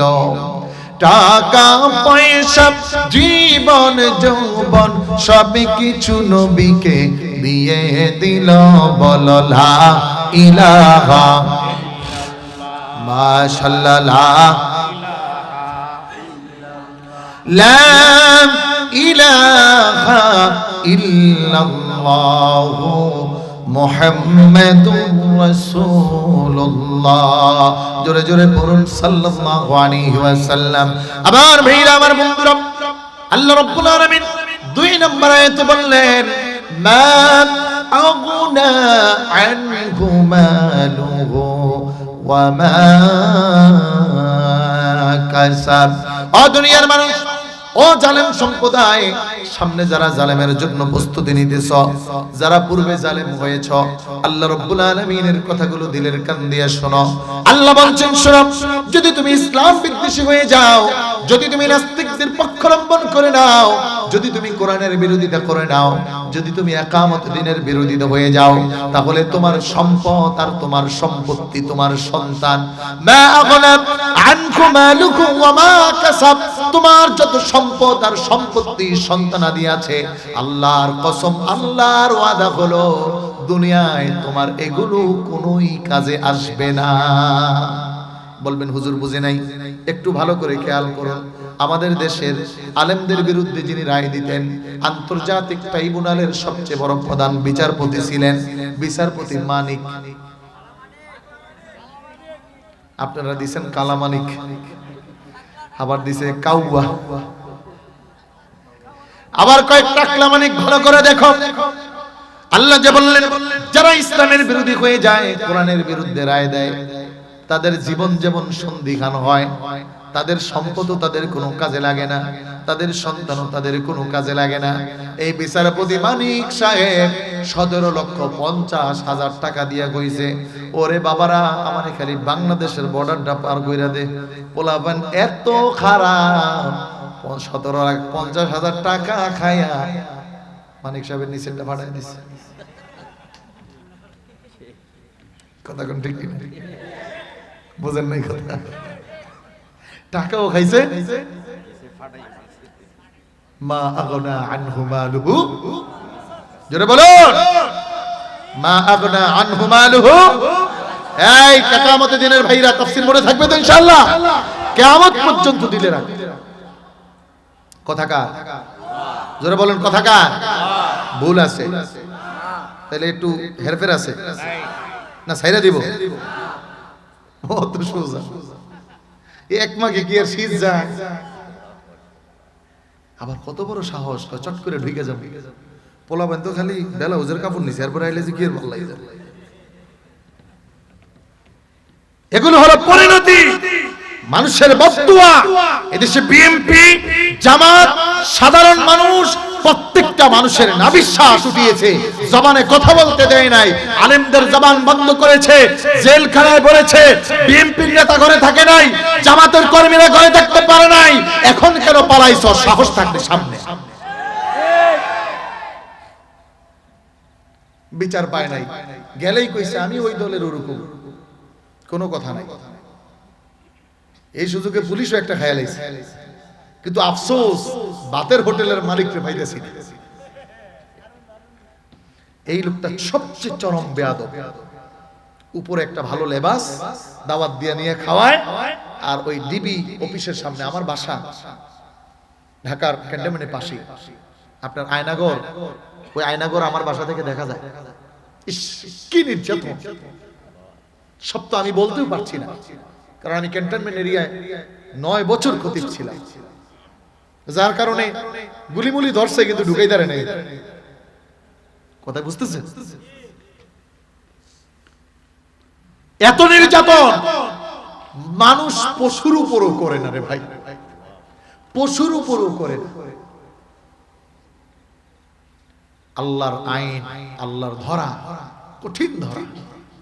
কোরআনে আল্লাহ 1000 বছর পূর্বে এই জন্য আগে বলে দিছে, যারা যারা নেতাগিরি করবা বুঝে শুনে নেতাগিরি করো। এই জন্য আমাদের নেতারা সংসদেও যায়, কোটি কোটি টাকা আসে, কিন্তু এক টাকাও চুরি করে না, কারণ ওই নেতা মনে করে আমার এই নেতৃত্ব দিয়ে আমার আল্লাহর জান্নাতে যেতে হবে। ইমামুন আদিল, 7 ব্যক্তিকে আল্লাহ বিনা হিসাবে আরশের নিচে ছায়া দিবেন, এর মধ্যে একটা হলো ইমামুন আদিল, এমন ন্যায় বিচারক যে মানুষের সাথে ইনসাফ করেছে, জনগণের টাকা মাইরা খায় নাই। কথা বলা ঠিক কিনা? কিন্তু দুঃখ আমার আরেক জায়গায় আছে, বলবো? আপনারা রাগ করবেন না তো? আপনাদের এলাকায় গত ইলেকশনে কারা কারা টাকা খাইছেন দেখি তো? কি ও ভোটই হয় নাই নাকি? ও আচ্ছা আচ্ছা, একটা সত্য কথা বলেছে যে ইলেকশনই তো হয় না, হুজুর টাকা খাবো কেন? কারণ ইলেকশন আগেই কমপ্লিটেড। চিন্তা করেন, এখন পর্যন্ত ভাষ্য হলো আমরা নির্বাচিত সরকার। এদেশের মানুষ বাঙালি খুব খারাপ আছে, আর কিছু পাউকার না পাক ভোটের দিন ভোট দিতে যাওয়ার একটা আনন্দ পায়। কথা কোন ঠিক কি? আমার এলাকায় মেম্বার সাহেব আমার খুব কাছে, উনি আওয়ামী লীগ করে, তো আমি খুব বেশি ক্লোজ, তো আমি মাঝে মাঝে খোসা মুসা দেই। ইলেকশনের সময় কয় কি ভোট দিতে আইবা না? আমি ভোট দিতে আয় কি করবো, 10 বছর আগে চাচাই মরে গেছে, হে নাকি ভোট দিয়ে আইছে একটু আগে। কি কম আমি কি খবরটা তো আপনার কাছ থেকে আমি আগে পাইলাম। আমিও শুনছি যে যে চাচাই 10 বছর আগে মরছে সেও নাকি ভোট দিছে। কি রে ভাই, এটা কি ফেয়ার ইলেকশন হলো? আর তারা 10 বছর মানে মুর্দারের ভোট দিয়া পাশ কইরা কয় নির্বাচিত সরকার। এজন্য এদেশের মানুষ সুযোগ পাইয়া সাইজ করছে, তবে এই সাইজের পিছনে খুব কঠিন একটা কোরআনের সূত্র আছে, শুনবেন না চলে যাবে। তবে 12টার পরে আমার আলোচনা আমি করি না, এটা আমার বৈশিষ্ট্য। আমি সব জায়গায় বলে দেই যে আমার আলোচনা 12টার মধ্যে সমাপ্ত করতে হবে। ইনশাআল্লাহ আমরাও 12টার মধ্যে শেষ করে দেব ইনশাআল্লাহ। কিন্তু ফজর নামাজ পড়বেন না, পড়বেন না। আমাদের এখানে কারা কারা আছেন যে হুজুর ইনশাআল্লাহ আগামী নির্বাচনে আমি 2000 টাকা খাইবো? হাত দেখান।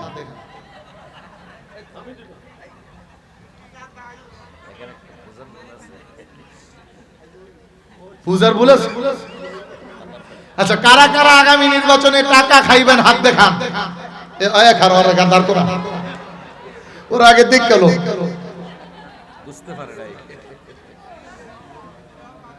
আচ্ছা দেখি তো কারা কারা খাবো না ইনশাআল্লাহ। নিয়ত করেন ইনশাআল্লাহ যে যেহেতু বিগত 3 পিরিয়ডের পরে 15 বছর পরে একটা ভালো নির্বাচন আসবে, আমরা শপথ নিচ্ছি আমরা কারো থেকে কোনো টাকা খাবো না, কোনো সুরকে ভোট দিব না। এরকম কারা কারা হাত তোলেন?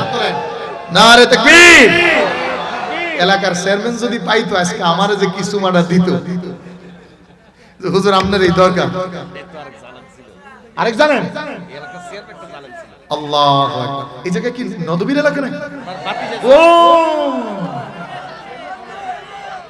এর বাতি যাই ফলাইছে যে এরা, আপনারা ফলাইতে দিলেন কি? একটু দীক্ষা দিতেন, নতুন করে আরেকবার একটু মুসলমানি করাই দিতেন। আফসোস, আবার নাম দিছে মাওলানা। মনে রাখবেন সম্মানিত ভাইরা আমার, চিরস্থায়ী ভাবে জুলুম কখনো স্থায়ী হয় না। জুলুম কখনোই স্থায়ী নয়, কখনোই নয়। সাময়িক সময় দেখেন তাদের অর্থবিত্ত কোনো কাজে লাগতেছে, সব ব্যাংক সুইচ করা হয়েছে। মনে করতেছে আমরা ওই বেগমপাড়া বাড়ি করে খুব আরামে আছে। আল্লাহর কসম, আপনি যে খবর নিয়ে দেখেন আরামে নাই। কই থেকে আরামে থাকবে? কারণ মানুষের বেরাম বাড়ে আসে আরামে থাকবে, আল্লাহ তো এত পাগল হয় নাই। কিন্তু আমরা শপথ নিচ্ছি যেই বা হোক চেয়ারম্যান, আমরা ভোট দিব, কোনো টাকা খাবো ইনশাআল্লাহ। মনে থাকবে তো ইনশাআল্লাহ। কারণ দেখেন আপনি ইলেকশনের আগে 500-1000 খাইলেন, চেয়ারম্যান সাহেব মনে মনে কয় করিম 1000 নিছস, করিমের মাথার উপর দিয়ে 10,000 আমার। কথা বুঝেন নাই?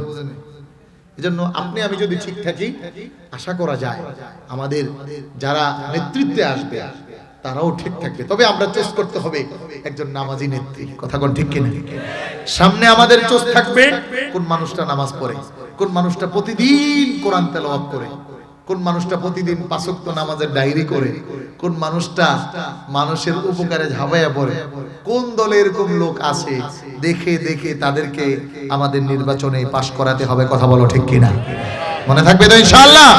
ইনশাআল্লাহ আগামী সম্ভাবনার এই সময়ে এখান থেকে আমি যেন অন্তত একটা শব্দ শুনতে পাই ঢাকায় বসে যে হুজুর আমাদের এখান থেকে ইকামতে দ্বীনের এক নিষ্ঠা একটা ইমানদার কর্মী আমরা পাশ করিয়েছি। পারা যাবে তো ইনশাআল্লাহ? আল্লাহ কবুল করুক, মঞ্জুর করুন, আমিন। বলছিলাম প্রিয় ভাইরা আমার, আল্লাহ রাব্বুল আলামিন বলতেছেন তাদের সম্পদ এবং তাদের সন্ততি কোনো কাজে আসে। আমার প্রিয় ভাইরা, আল্লাহ রাব্বুল আলামিন বলছেন মা আগনা আনহু মালুহু وما كسب سيصلى نارا ذات لهب وامرأته দুনিয়ার মানুষ শোনো, দুনিয়ার শাসকদের কর্ণকুহরে পৌঁছে দাও। আমি রব্বুল আলামিনের ফাইনাল সিদ্ধান্ত হলো, যে মানুষগুলো জালেমে পরিণত হবে তাদের নিজেদের যেমন ধ্বংস অনিবার্য, অর্থ সম্পদ সন্ততি যেমন কোনো কাজে আসবে না, অনুরূপ ভাবে তাদের পরিবার, তাদের স্ত্রীও তাদের কোনো কাজে আসবে না। আমার আগের বাসা ছিল নারায়ণগঞ্জ। খেলা হবে, কথা বুঝেন না? স্বামী তো কই খেলবেন না, হেন ওনার বাড়ি, আল্লাহ মাফ করুক, আল্লাহ যেন কারো এরকম বিপদ না দেয়। ভাই মানুষের এত ক্ষোভ, ওনার বাড়ির একটা ইটও ঠিক নাই, ওইটাও পুরা লাল কালা হয়ে গেছে। ওনার যে ডিপু ছিল শীতলক্ষা পরিবহন, শীতলক্ষা পরিবহনের ডিপুতে আগুন ধরিয়ে দেওয়া হয়েছে। কারণ মানুষের সর্বশান্ত একটা লিমিট থাকবে ভাই। ওয়ামরাতুহু, তার স্ত্রী সন্তান সহ পলায়ন করেছে। এত কোটি কোটি টাকার মালিক, কিন্তু বিপদের সময় স্ত্রী যায় কয় না, স্বামী আমি তোমার লগে আছি। আল্লাহর কোরআনের কথা, শুধু সম্পত্তি আর সন্তানেই দূরে যাবে না, তাদের স্ত্রীও কোনো কাজে আসবে না, আর এদের স্ত্রী দিয়ে তারা কোনো স্বাদও পাবে না। প্রত্যেকটা নেতার স্ত্রী আরেক বেটার বিছানায় যায় ঘুমাইতে। কথা বুঝেন নাই? আপনি যে খবর নেন, আমি তো এক কথা বললাম, খুব জেনে শুনে বুঝে হিসাব নিকেশ করে বুঝে। এবং তাদের মেয়েদের চরিত্র এতটা নিকৃষ্ট আর এতটা খারাপ ছিল, নয়তো একটা পার্লামেন্টে মমতাজের মতো এত চরিত্রহীন নারীকে কিভাবে বসায়? মানিকগঞ্জে মাহফিল করতে গেছি, জিজ্ঞেস করছি ভাই বিয়া কয়টা হয়েছে? হুজুর আল্লাহ জানে। বলে হুজুর আল্লাহ জানে বিয়া কয়টা হয়েছে। বাংলা ভাষায় একটা কথা আছে, বলছি না বাংলা ভাষা খুব সমৃদ্ধ, 12 ভাতারি। কি কথা আছে? একটা দিয়ে হয় না। কি মমতাজের মতো কাউরে হইলে বিয়ে করবে? যুবকরা বিয়ে করবা? এই মমতাজ পার্লামেন্টে আমাদের টাকা, কোটি কোটি টাকা খরচ করে এনে গান গাইত, আমার নেত্রী, আমার নেত্রী। কই এখন নেত্রী কই? আল্লাহর আইন কোরআন, এই প্রত্যেকটা কথা ভাই আমি কোরআন থেকে বলছি, আল্লাহর কসম। আমি কোন দলের বিরোধী হয়ে বলছি না, যেই দলের যখনই জালেম হবে, এটা আল্লাহর বিধান। ওয়ামরাতুহু, বলে এই 14 গোষ্ঠী ওর পরিবার সহ, সায়াসলা নারান যাতা লাহাব, বলে ও লেলিহান আগুনের মধ্যে প্রজ্বলিত হবে। দুনিয়ায় অলরেডি আগুন শুরু হয়ে গেছে, আর পরকালেরটা তো বাকি আছে। এজন্য যারা জালেম হয় তাদের কোনো কিছু কাজে আসে না, কারণ তারা দুনিয়ার জন্য পাগল হয়। আর আল্লামা ইবনে কাইয়্যিম বলেন, মা মাদা ফিদ দুনিয়া আহলামুন ওয়া মা বাকিয়া মিনহা আবকা, আল ওয়াক্তু বাইনাহুমা দা'i ওয়া মান ইয়াসহাবিদ দুনিয়া ইয়াকুন মিসলা কাবিদিন খানাতুহু ফুরুজুল আসাবি। কিন্তু প্রিয় ভাইরা আমার, খেয়াল করুন, কোরআনের পাখি চলে গেছে, হাজার হাজার মানুষ তার কথা চিন্তা করে চোখের পানি ছেড়ে ছেড়ে কাঁদে। হাজার হাজার মানুষ প্রতিনিয়ত তার মাকবারা জিয়ারত করে তার জন্য দোয়া করে। লক্ষ লক্ষ মানুষ তার আলোচনা এখনো শুনে। প্রতিদিন আল্লাহর কোরআনের পাখির জন্য চোখের পানি ছেড়ে ছেড়ে দোয়া করে, বলো ঠিক কিনা? কিন্তু আমরা দেখলাম যারা জালেম ছিল, জুলম করেছে, কোরআনের আওয়াজকে বন্ধ করেছে, দুনিয়ার জন্য পাগল হয়ে গেছে। আল্লাহ রাব্বুল আলামিন তাদেরকে দুনিয়ায় অপমান করেছেন, অপমানিত করেছেন, লাঞ্ছিত করেছেন, ক্ষমতাচ্যুত করে দুনিয়াতে বেইজ্জতি করেছেন, আর পরকালে আল্লাহর আযাবের জন্য অবশ্যই তারা পাকড়াও হবে। এজন্য দুনিয়ার বিমুখতা হয়ে পরকালমুখী আমাদের হওয়া দরকার। জুলমাতকে বন্ধ করে রহমশীল হওয়া দরকার।